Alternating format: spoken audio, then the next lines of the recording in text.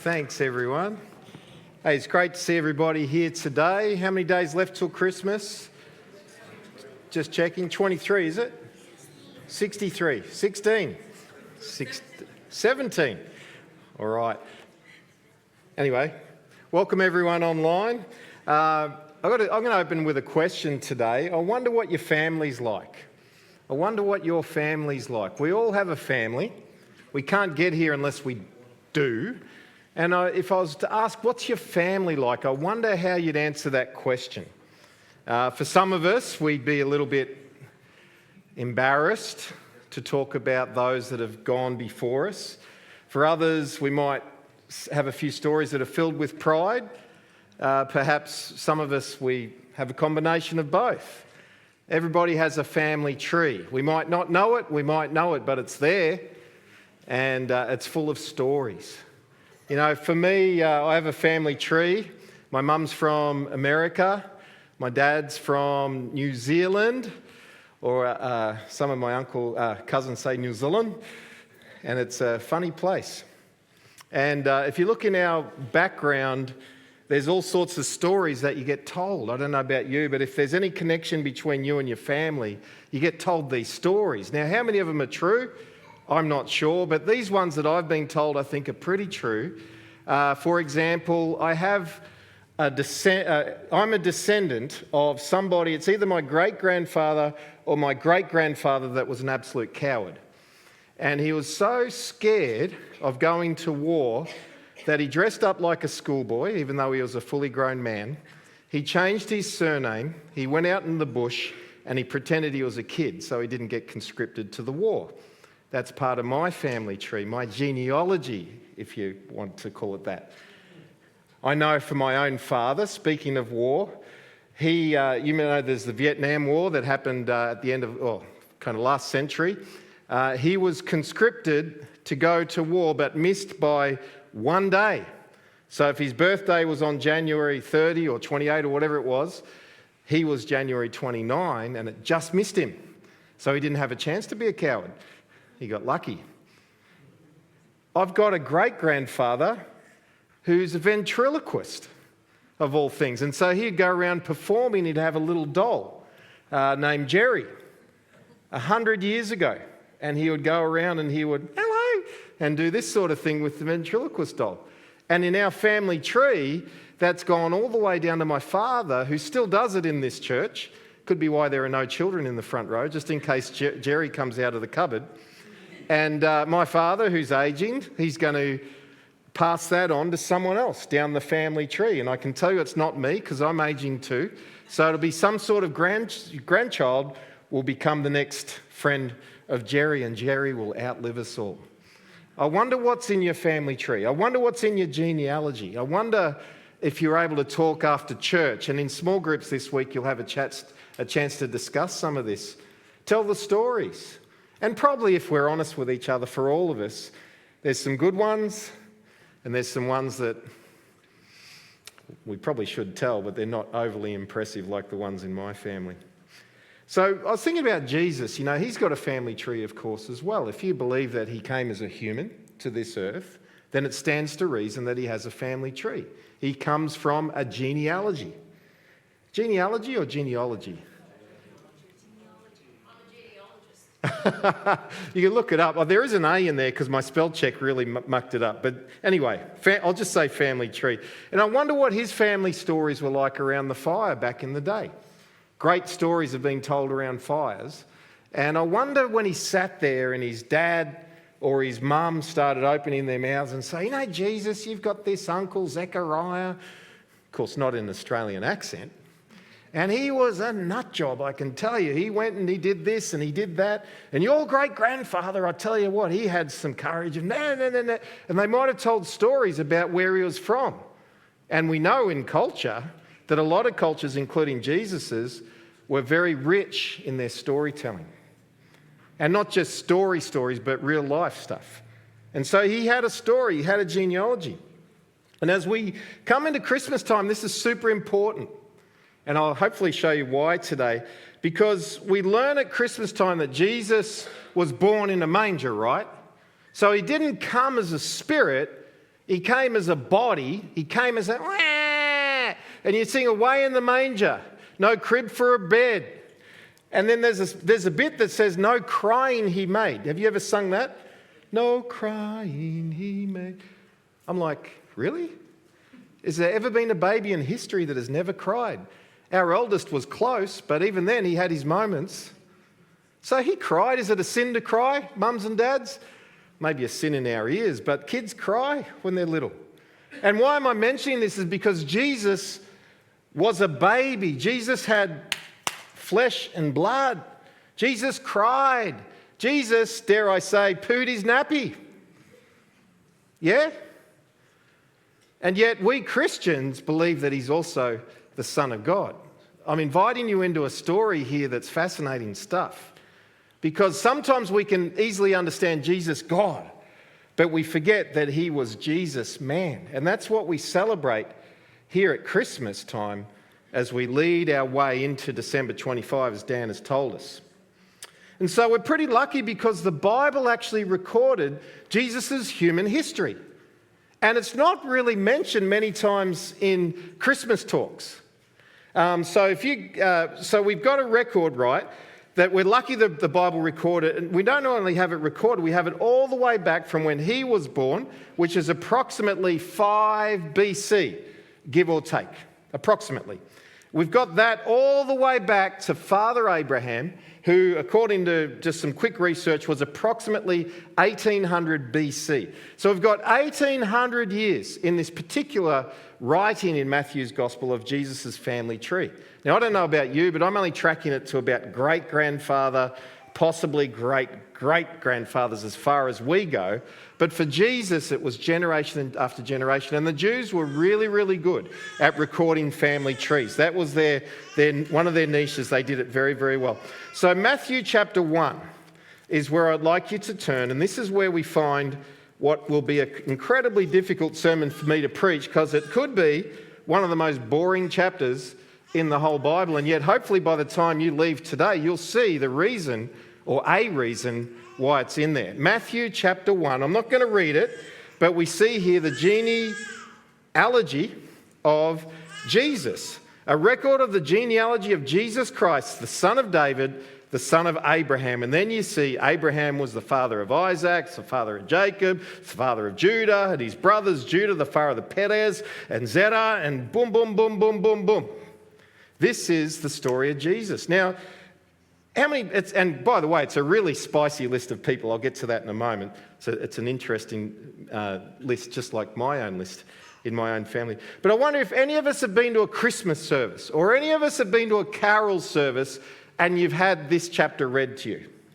Anyone ever had that? We've gone to lots of Christmas services between us, right? And I don't even know if I've been to a Christmas service where someone's actually doing what I'm doing, is going to preach from this boring chapter. It's quite interesting. Could you imagine going to a carol service and you're singing along and you're going, for example, Ram, the father of Aminadab, the father of Nahshon. He was the father of Salmon. The kids are really going to enjoy that. And so it goes. So why on earth is it in here? Why on earth is it in here? Pray for me. Hopefully I'll be able to figure it out and tell you. Firstly, just something to note. Old Testament genealogies, and I stole this from somebody else, are consistently named after the earliest ancestor in the lineage because the Jews considered that person to be the most significant since everyone derived from them. For example, Father Abraham. That Matthew names his genealogy after Jesus, the final descendant in this lineage, implies that Jesus is more important than anyone that's gone before him. Very, very interesting stuff. And so when we look at Jesus' family tree, we might be tempted to think, unlike my family, and probably unlike yours, he's got an all-star lineup of father, great-grandfather, mother, great-grandmother, and all these people are amazing, God-fearing people of history, heroes of the faith, worthy of Hebrews chapter 12. But when we look into it a bit further, sure, there are some that are real faith heroes, but for a bunch of others, they're probably more like people in yours and my family tree. And so there's, some very well-known people, for example, Abraham, who all of the big religions in the world derive from that Abraham. They have him in their faith and their religion. Isaac, Jacob, Judah, who's one of the 12 tribes of Judah, and Jesus is known as the Lion of the tribe of Judah. Boaz, from the story of Naomi and Ruth, it's a massive story in the Bible. Rahab, which I've actually spoken about May last year. I'd encourage you to check that out on YouTube, because there's hope for all of us if there's hope for Rahab. King David, King Solomon. I mean, we've got some all-star lineup there. And then there's a bunch of people in this chapter that most of us would have never heard of. That's why it doesn't make for a very good Christmas carol. And so I want to just start by saying, Jesus did have some good ones before he came. For example, Abraham. And we know that Christians would consider him the father of faith.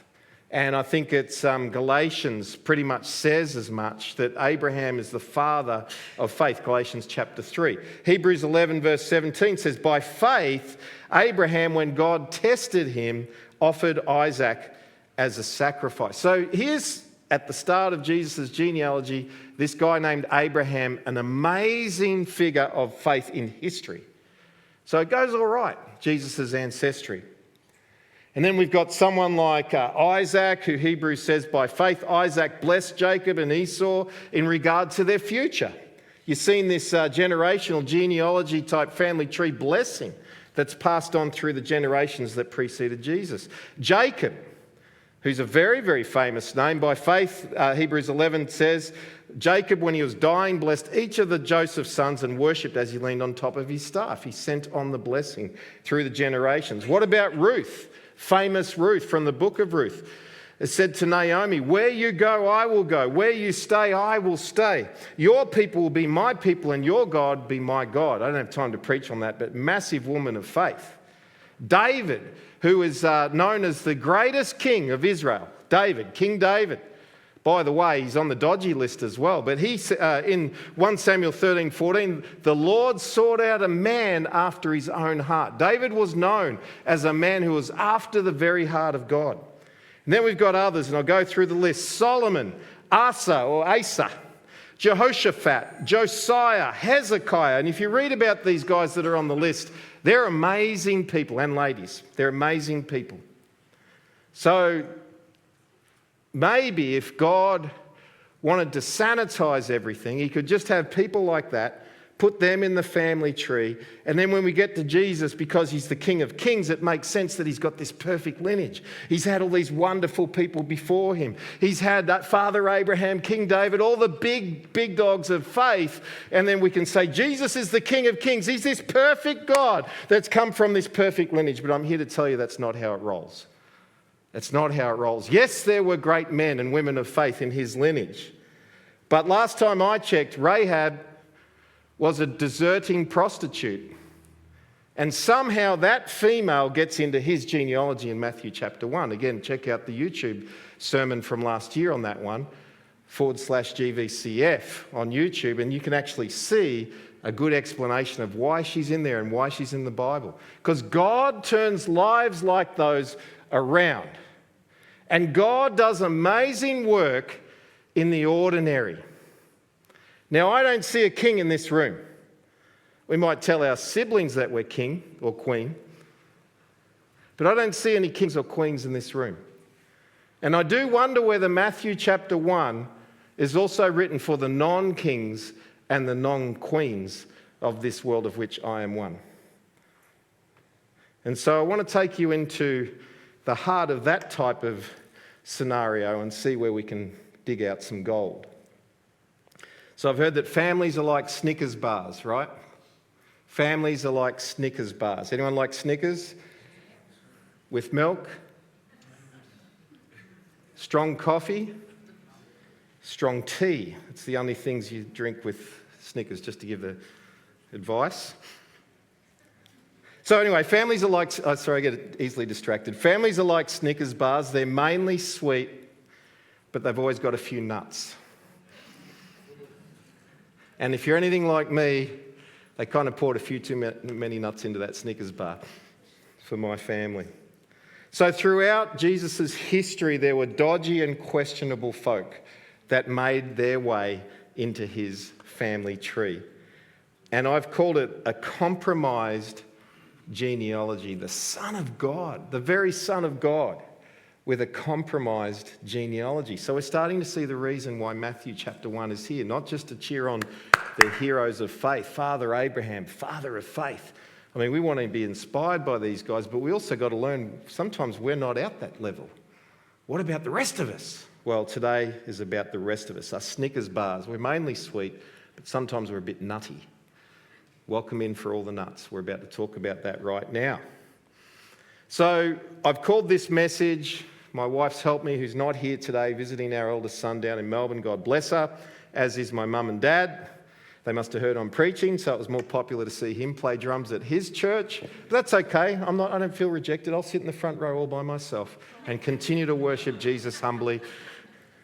So here I am. Anyway, she called that message Indecent Descent, and that's what the sermon is called today, Indecent Descent. And I heard a story right on, what I love about the Bible, it's not sugar-coated. When you want to rewrite history and you take stuff out just so you appear good? Well, that's not the case in the Bible. It's rugged, it's authentic, it's down to earth, there's a little bit of GVCF in all that. And so I heard this story about a very posh, prominent, regal type family in the upper echelon of society, and they commissioned a professional biographer to write about their family history. And he was going to track the tree and write about all that was to do with his family. And they gave him very careful instructions about one person, Uncle George. We've got a little George in our church, but this is Uncle George. And they said, whatever you do, please understand you need to be very, very careful with Uncle George. He's in a drunken stupor. You see, this is what happened. In a drunken stupor, he'd committed murder and was subsequently sent to the electric chair. So they said, you've got to watch out for Uncle George because he's a spicy one. We want to present our family in the right way. So you're very professional, just handle it. And he goes, leave it with me. And so this is what he wrote in the history of this wonderful, regal, royal, well-to-do family. He said, Uncle George occupied a chair of applied electronics at an important government institution. He was attached to his position by the strongest of ties, and his death came as a real shock. You see, unlike the Bible, sometimes we want to kind of, maybe to impress somebody or whatever, we twist some things. We don't want people to see the messy. We don't want people to see the ugly. And if we're all to be honest, at some stage, that's who we are. I dare say there's a little bit of Uncle George in all of us. We don't need to get rid of Uncle George. The thing about Christianity is that we live in truth. We live in transparency. We live in genuine, courageous conversations, no matter how difficult it is. We want to live in the real world, right? We don't want to just pretend. People have had enough of Christians going around pretending. People have had enough of Christians thinking their whole life is perfect. You walk into here and it might be your first Sunday here. I'm here to tell you, this is a room full of imperfect people that are following a perfect God. And that kind of leaves room for all of us, right? And one thing I don't like about what churches could be like, and I don't think we're like that here and other churches around Shep, is full of snobs that elevate themselves above others and are holier than thou. You've ever heard that term, holier than thou? So looking down our nose on wicked society while we appear all righteous and holy. I'm sorry, but that's outdated, it's irrelevant, and it actually holds people back from finding the true Saviour, who was never like that himself, and he's the only one in history who was without sin. And yet he wasn't like that. So bring out old Uncle George out of the cupboard. It's time to get real. And this is the message of Christmas. You see, the Bible, when it was written, deliberately wrote everything, warts and all. E.g. David, who I referred to before, was King David. He's actually committed murder and adultery pretty much all in the same week. I mean, horrific. And he was the one who had a heart after God himself. They didn't use whiteout to keep that out of the story. They put it in there so that we can understand in our humanity we can find a perfect God to save us. And so I want to say that Matthew's lineage that he wrote in Matthew chapter 1 is, believe it or not, and you wouldn't be surprised, full of Uncle Georges. And Matthew didn't keep them out. I'll give you some examples. So Jesus is known as the Lion of the tribe of Judah. Judah's a lovely name. I have a nephew, Judah. We have one of our lads here, Judah. Beautiful boy. So Jesus is coming from this amazing lineage of the tribe of Judah, one of the 12 tribes of Israel. Got to be a good bloke, right? Well, yeah, but nah, as we say in Australia. Have you ever come to Australia and you think, what are these people on about? Yeah, nah, make up your mind. We're from America, we don't go, yeah, nah, we know what a yes is. Yes, I'm good. No, I'm no good. Keep it straight. Yeah, nah. Anyway, Judah's a yeah, nah person. He might be Australian. Here's his story. By the way, Genesis 49 verse 10 says it's prophesied a ruler would come out of the tribe of Judah. A ruler would come out of the tribe of Judah. We know who that is. It's Jesus. So it's a pretty big tribe. It's a pretty important tribe. But here's Judah's story. He married the wrong woman deliberately. Married the wrong woman deliberately. As a result, his kids were spiritual schizophrenics. His wicked eldest son dies because of this spiritual schizophrenia and leaves behind a widow named Tamar. And so Judah, in his twisted way, and Tamar, in her twisted way, end up having a dalliance. She's posing as a prostitute. He's looking for a prostitute. And coincidentally, they run into each other. Not her coincidence, but his. And he sleeps with her. And she tricks him into it. She ends up pregnant with twins as a result of this dalliance.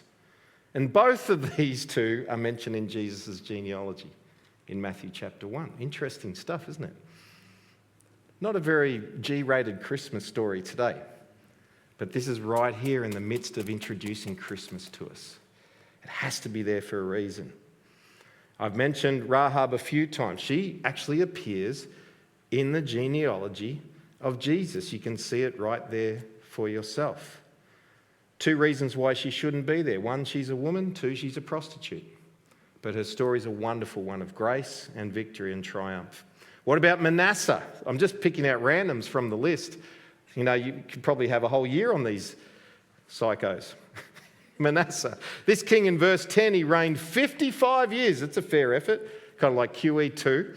Longer than any other, but he was Judah's most wicked ruler. He was into idolatry. How's this? How bad is this? He sacrificed his own son to the pagan god Molech. He worshipped the sun and stars and killed anyone who disagreed with him. There's a great king. And 2 Kings 21 gives a really sad summary of his life. Manasseh led them astray, so they did more evil than the nations the Lord had destroyed before the Israelites. And then thankfully he humbled himself later on. But there's another story. It's just horrible. Imagine having that as your great-granddad. This is Jesus' lineage.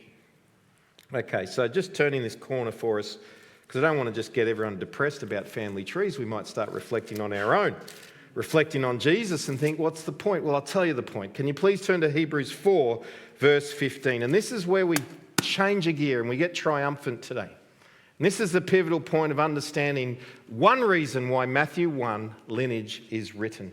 And Hebrews 4 verse 15 says this, "For we do not have a high priest," this is talking about Jesus, "we do not have a high priest who is unable to sympathize with our weaknesses. But we have one who is tempted in every way, just as we are," right?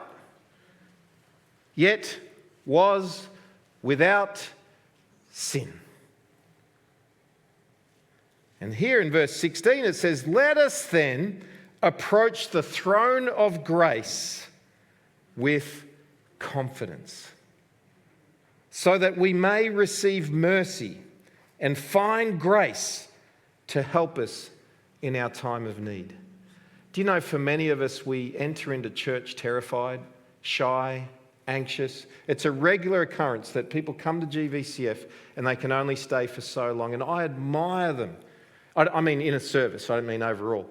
I admire them so much for trying to overcome their fears and just get to here and just stay as long as they can. I never get offended when someone leaves church early because I think, wow, they've had a crack.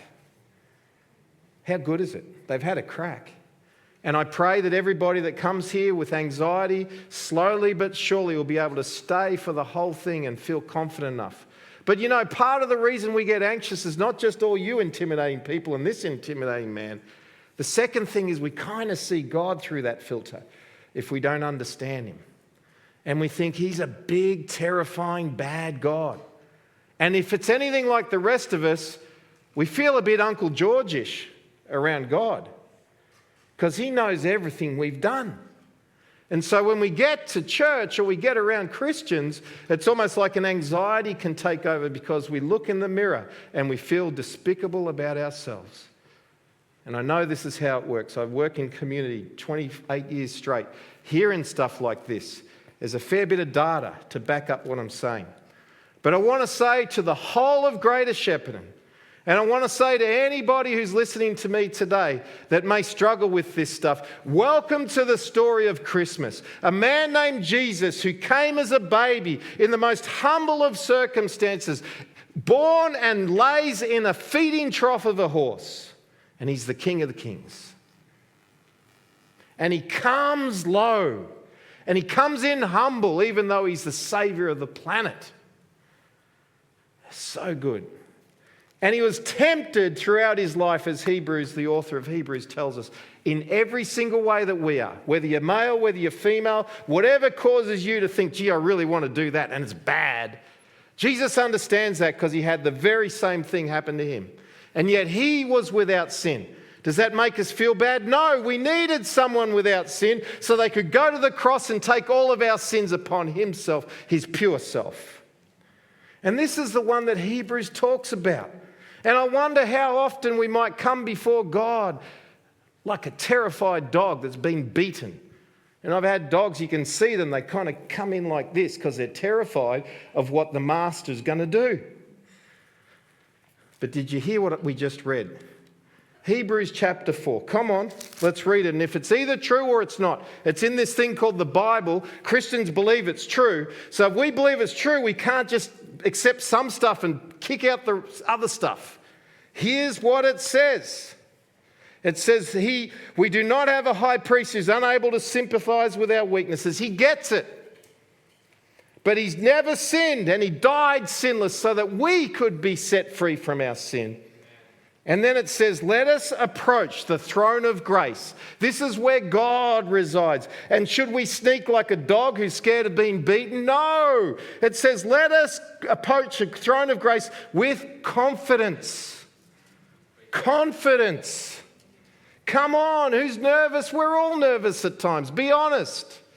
But God says, because my son gets you, my son understands you, my son has been you. He's lived on this earth. He's put his feet on terra firma. He's had humidity and tiredness and sickness. Never touched him, but he went through famine, didn't eat for days. He gets it. He gets you. He gets me. That God you can be confident to approach. And I want to preach against all anxiety in this town because my God and your God says, come to me, all you who are weary and burdened. Come to me, you who are a bit damaged. Come to me, you who are anxious, you who are shy, you who have mental illness, you who have personality disorders, you who really struggle to fit in with crowds, you who just want to go home and play computer games because you're terrified of the world. I can talk to someone on my phone, but I can't talk to someone in real life. God says, come talk to me in real life, my child. Come to me, all you who are weary. Come to me, all you who are burdened. Come confidently. And you know what? If you look at that dog that's terrified of a bad owner, you ever seen a dog that knows its owner? Come see my dog. Can get a bit scared sometimes, as we should be with God, but boy, does he love to come up to this how much more so with our God in heaven? Come on, I want to preach anxiety out of the room today. This is the story of Christmas. A very, very real God who did very, very real things for very, very real people with very, very real problems. This is the God that we discover in the Christmas message, even in a boring chapter like chapter 1 of Matthew's Gospel. I've got a few things to say about this.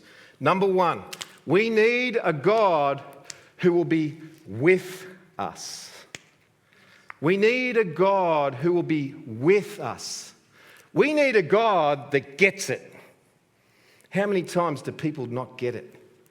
We need a God who gets it. And we need a God who will walk alongside us. Ladies and gentlemen, young people, children, we found him. We found him. We found him. We can approach him confidently. He's normal. He's got a psycho lineage. He's like us. He's like Uncle George, his history. We found him. Someone who'll be with us, someone that gets it, someone who can walk alongside us. We found him. And I'm happy at Christmas. I found him. I'm not making stuff up. Come watch me during the week. I'm happy. I'm fulfilled. I have terrible problems, but I've got someone to walk alongside me in them. I got it. He's found me. I'm with him. I want you to be with him too. There's something else I want to say about this. There's a human need that we all have, and we know this, to be seen, to be understood, and to be known. This is our human need, ladies and gents, friends, brothers, sisters. To be seen when traffic passes us by. To be understood and to be known. This is a personal God. This is personal. We need someone to relate to. And he's here. He came at Christmas. He died. He rose again. This is what the story's about.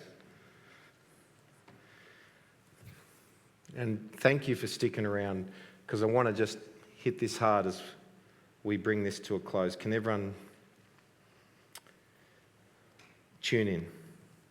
For many of us humans, we'd find it unbelievable. We'd be incredulous that God himself could be the one that sees us. It just doesn't make sense. We find this crazy and incredulous that God himself is the one that understands us. That God himself is the one that wants to relate to us. That God himself, most importantly, is the one that wants to know. K-N-O-W, italics. In other words, it's better than everything else. Lock into that. That's the God that wants to know us. Why? I've looked in the mirror. Why? I've looked at my family genealogy. Why? I've looked at history and think, God, you don't want nothing to do with me and my family. Yes, he does. In 1966, he looked at a broken father of mine who was single at the time, 19-year-old, off his head and bad life stuff, and he said, I want to rescue you, scumbag. He didn't use the word scumbag, but that's how Dad would have seen himself. And here we are, 58 years later, transformed. That's my feral family's history, what yours going to look like when God gets a hold of you and he wants to know you. K-N-O-W, italics. He wants to know you. And I'm so thankful that's the Christmas message. It's scandalous. The Son of God, one who came as a human, wants to know us. Biggest scandal in history. Crazy to think. True. So I've got a question as we close today with the Christmas message. Time magazine said the most famous person in the history of the world is Jesus. Well, I wanted to Google who's the most famous person in 2024 other than Jesus. I only picked 3 because we won't be here all day. Who wants to guess who number 3 is? Quick. Anyone? Taylor Swift? No, not Donald Trump. Maybe by now, but it might have been done at the start of the year. Anyone else? It's a female. Initials KJ. No, not Harris. Initials KJ. Caitlyn Jenner.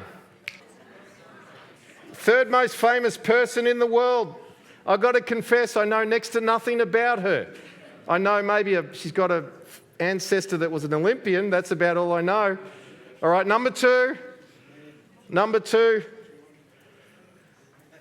I'll give you a hint from South America. No. There you go. Number two, Lionel Messi. Number one in the whole world, and someone might have just blurted it out before. Who's number one? Not Taylor Swift. Who? No. CR. There you go. Cristiano Ronaldo from Portugal. According to MSN anyway, and I'm sure the other ones have different answers, but a bit of fun. The most famous person in the world, allegedly, is this man, and he'd certainly be up there if he's not number one. I want to tell you something about Cristiano Ronaldo. You can know everything about his life. The village he was born in, who his mother is, what he did at school, how much money he earns, who his wife is, who his hopefully not, who his girlfriends are, etc., etc., etc. You could figure that out. You could be obsessed with him, and I'm sure people are. You might even know what hotel he's staying at. And you go there, and it's the 5-star Mega Ritz in the city of Lisbon, Portugal. He ain't staying where I'm staying. He's in the top penthouse suite. You know he is. And you get there and you know everything about his life since the day he was conceived. And you get to that hotel because you know where he's staying. You know what he don't want to do? Talk to you. Am I right? You can know him, but he's not knowable. Right? You can know everything about him, but you don't get to talk to him. He doesn't want to talk to some silly Australian. I guarantee it. How famous is Ronaldo compared to Jesus? He'll die. People will remember him. They'll see YouTube stuff. He'll be remembered as an extraordinary soccer player by a certain percentage of the world that will shrink as time goes on. 2,000 years after he dies, he may have no one remember who he is. Who is remembered by 2 billion people on this planet at this time of year, or even more? My kids are in a Muslim country right now. They sent through a video of Christmas carols at the mall. I'm guessing at least half the world remembers this man that finished 2,000 years ago. You see where I'm going with this? And guess what? I'm obsessed with him. I've looked into who his parents are and how much he earned and what he did and all that. I've done that. I can't go to his hotel because he's gone. But if I did, he'd invite me in. Think about that. If I got to that hotel, to that penthouse, of course he wouldn't be in one, he'd invite me in. That's the scandal of Christmas. He'd invite me in.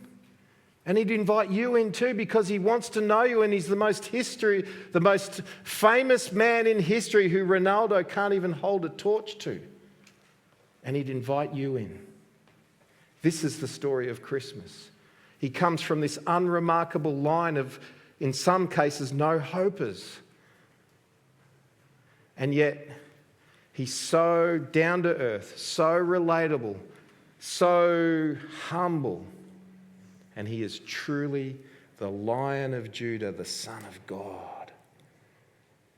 Humble, powerful, and he wants to know you, and he wants to know me. How easy is this preach? How easy is it? And I want to invite you in this Christmas as we close today and say goodbye to everybody online. That's the message today. Take it with you, live it.